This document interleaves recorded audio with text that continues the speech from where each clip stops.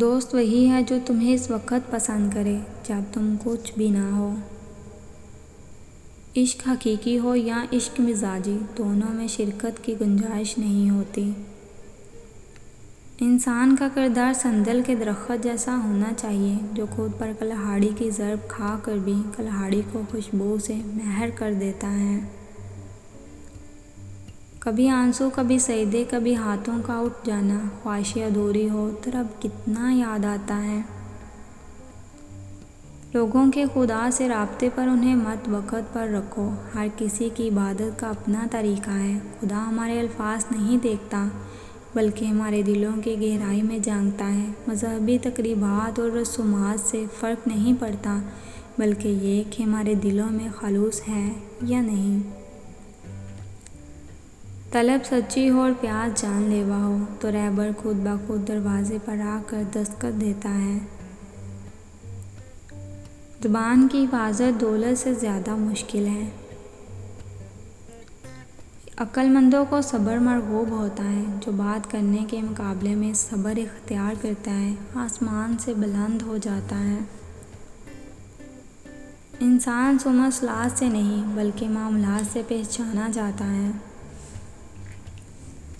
تھوڑی سی تکابر سے نماز نہ چھوڑے مومن، ان سے کچھ سیکھ جنہوں نے جسم میں خنجر ہوتے ہوئے بھی آخری سجدہ نہ چھوڑا۔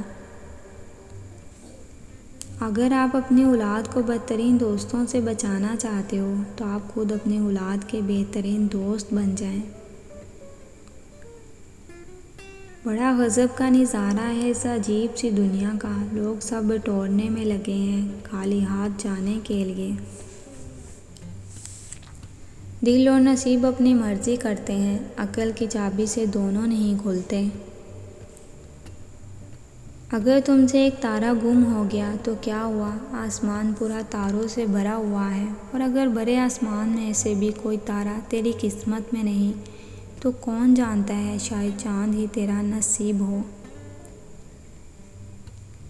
سب سے مشکل مرحلہ اپنے اصل کو قبول کرنا ہے۔ جب انسان یہ کر لیتا ہے تو وہ نڈر ہو جاتا ہے اور اس کی سیلف اسٹیم بڑھ جاتی ہے اور وہ خود کے لیے کافی ہو جاتا ہے۔